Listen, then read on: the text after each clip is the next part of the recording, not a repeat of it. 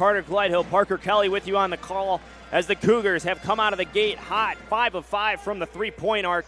Parker, they seem to not miss right now, but it's also because they're getting really good quality shots. That's right. They've done a great job of finding open shots, really getting the ball passed around, and they're shooting the ball with great confidence, as I mentioned earlier. Dawson Hughes subbed in for Adam Byrol at the break. Schreckenthaler loses it. Ball still popping around. 3-on-2 for the Cougars. Matthews gives it up to Riddell, but a foul is called in transition on Caden Nelson. That'll be Nelson's second personal foul. And right now, as we talked about in the pregame show, the Eagles don't have a lot of depth. They usually start the same 5 in every one of their games, and it is what we saw tonight: Lyons, Nelson, Byrol, Hargis, and Schreckenthaler. And they really start to lose momentum and offensive productivity when they have to reach into their bench. And right now they look a little startled, and that's because they haven't been able to get those two players the ball. So they're looking a little startled to start off this first half. Oh, baby! A 2K3 from Jordan Matthews. And he is feeling it right now. The senior is on fire. A perfect 3 from deep. The last time he was in Geisman Gymnasium, he dropped a career-high 30-point performance on senior day against St. Norbert College. Greenlee in transition, gives it up to Davis Williams, lays it in at the rim. There will be a flopping warning issued against number 14, Dawson Hughes. But Justin Greenlee, as Coach Kohler has always talked about throughout the season, really does a good job of facilitating the offense, dishing the ball out, and as we saw there, driving and kicking to Davis Williams once his defender pulled off. That's right. Coach Kohler and this Cougar squad really believe the ball is the best when it's in the hands of Justin Greenlee. He does a great job of managing the game, and as of late, he's done a really good job offensively as well. Emmanuel Wilson in for Justin Greenlee. 13 seconds on the shot clock. Eagles are 2 of 9 from the field, looking to get something going offensively in the hands of one of their playmakers, Hargis. His shot was partially blocked, but a foul is called on Tavares Davis Williams. Looked like he got more hand than ball on the side. It'll be the Cougars' second team foul, first against Davis Williams. As the best free throw shooter in the conference, Eli Hargis steps to the line with a 93.5 free throw percentage on the season. Jalen Meeks in for Isaac Riddell.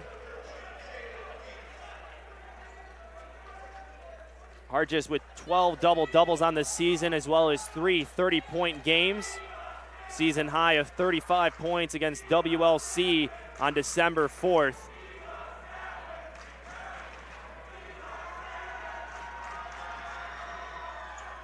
Second free throw is good. Hargis leads all Eagles scorers with 5 points.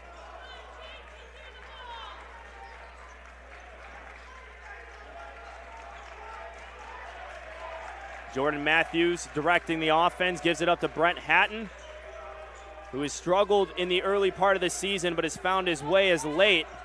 Going to work in the paint on Hargis. Schreckenthaler backs down 2. Matthews in the corner, 6 on the shot clock, a 3.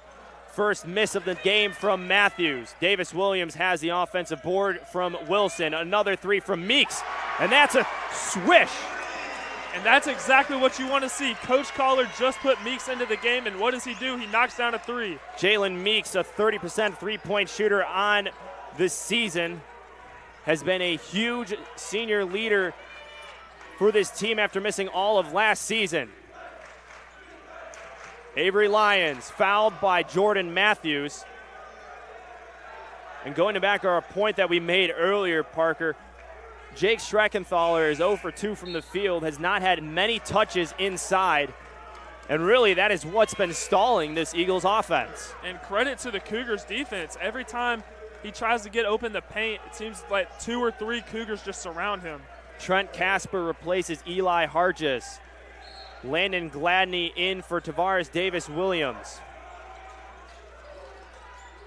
Casper making his 7th appearance on the season, comes at a crucial part in this game as the Eagles are down 20 in the early goings of the first half. Lions will inbound to the left of the basket. Flips it inside to Byrell. Quick shot, not able to fall. Cougars in transition. Emmanuel Wilson, left side, back out to Hatton for a long ball. Yes! Cougars are 8 of 9 from deep, forces another timeout by the Eagles, and Geisman is rocking, and the Cougars are rolling, up 23 over the Eagles. Bramblett on the mound, native of Hoover, Alabama. It's his second year with the Gateway Grizzlies. He's got a 1.12 ERA. This is only his second start of the season. He's got 8 saves, so he's kind of been a utility for Gateway. So an unusual start for him. He pitched 3 days ago against Lake Erie for 2 innings. Struck out 2 batters, but tonight he gets the start as Cameron Roth, the manager for the Grizzlies, wants his best guy on the mound as leadoff hitter Scott Halswasser fouls that one back to the ball boy. Halswasser, as Matt mentioned, one of the newest Slammers to join the roster this year. And he sends that one right back up the middle for a leadoff single.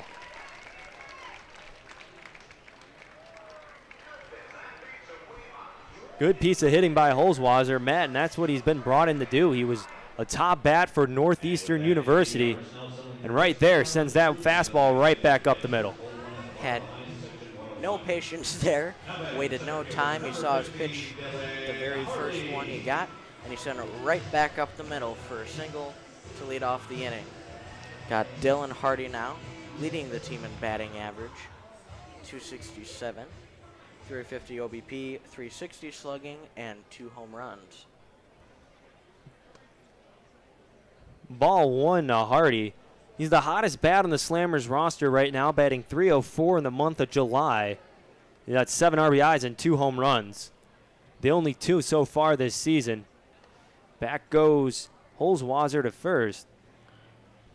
But one thing we've seen, Matt, a lot, and I don't know if this is strategy or whatever, but third base coach Madison Famia, the bullpen coach, now she's been promoted to third base coach, is going to be making her 4th start of the season. We've seen a lot of hit and run and small ball with her over there, and this offense has kind of benefited from that. I think it started out as, if you've been watching this team, I think you can see that it's very superstitious. I think that we won the first time, and we're just keeping it going, seeing how long we can keep, not a winning streak, but a bunch of wins so far this series. Big swing and a miss on Hardy on the 2-0 breaking ball.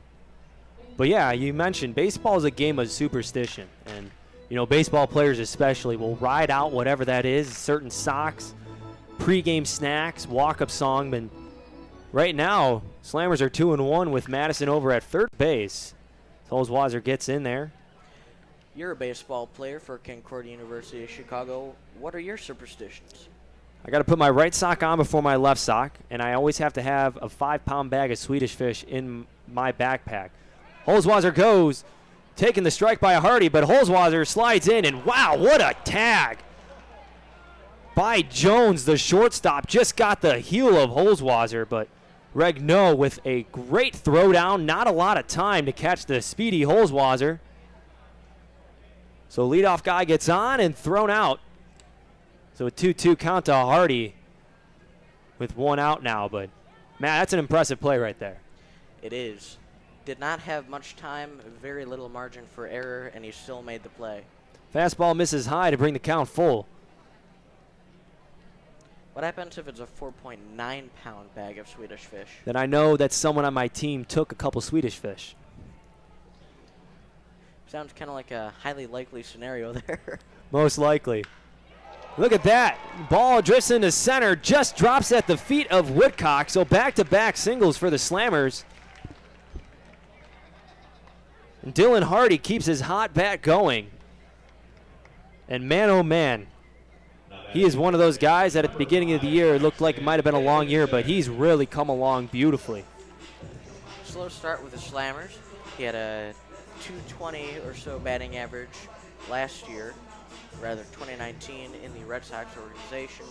Had a slow start here, but now he's really blossoming as the season goes on. So Braxton Davidson, the big former first-round pick by the Atlanta Braves, steps into the box.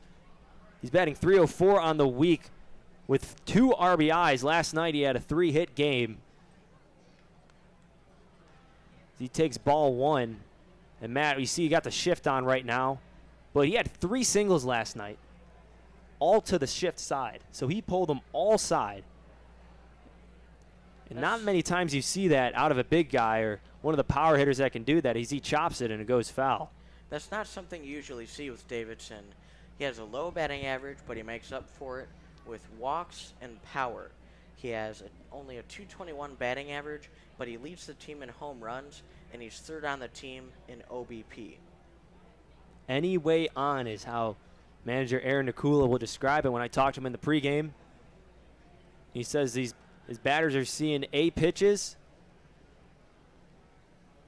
and they're taking A swings, and you put those 2 together, you start getting runs and better hits. Bramblett looking a little concerned with runners on base, but loves his pickoff moves. And it's good to see the Slammers get off to a solid start. A lot of the time we'll struggle to get hits until it's too late. We're starting off 2 hits in a row here. And another attempt at a stolen base, but this time Dylan Hardy slides in. So Slammers 1 for 2 on stolen bases in the first inning. But aggressive base running so far for the Slammers. Seem like they've turned a page here and decided that they're going to be the ones enforcing the pressure. See, there's definitely a very aggressive attitude coming right out of the gate. They know they've got to seize the opportunity. They've got to get ahead early, let that bullpen lock it down. What strategies worked for the Slammers throughout the year? After 5 innings, if they're ahead, they are 11-0. They're trailing. They are 3-18. So manager Aaron Nakula knows that he's got to get his guys going early. But this team can hold leads, but it's tough for them to come back. 2-2 pitch to Davidson. Big swing and a miss, just past the shortstop, and that's into the gap. He breaks the shift again. Hardy's going to round third and come home. Braxton Davidson. He can't be stopped by the shift. And he drives in the first run of the game. Well, last night's big headline was Cameron Ofterhide getting his first win of the season. In that 4-1 victory, Cameron went 6 2/3 with only allowing 2 hits and 1 run with 6 strikeouts. I had a chance to catch up with him before today's game, and I asked him, what was it like to finally get the first win? And he said, it felt great. Really simple answer for a man of not many words, as he was calm, cool, and collected last night. And he said, really, he just needed to get back to the basics. He already faced Southern Illinois twice this year, so last night he went back to his strengths, which was the 2-seam fastball and the changeup. A lot of weak contact and pop flies from the Southern Illinois Miners bats. And we saw Cameron congratulated by his teammates and managers at the end of the game for finally breaking it and getting his first win of the year. He'll be back in action sometime next week. But for now, Cameron can celebrate as the Slammers got their first win against Southern Illinois since last week. Lonnie and Kylie, back up to you. Welcome back to Sports Weekly with Carter Gledhill on WCGR 88.5 FM. This is your rapid fire recap for April 4th. The CUC baseball team picked up a pair of non-conference wins over North Park University and Wheaton College early on last week to improve to 5-7 on the season. Conference season is now in full swing for the team. They're set to host St. Norbert College for a doubleheader on Monday, Lakeland University for 2 games on Saturday, and a trip to Wisconsin Lutheran College on Sunday.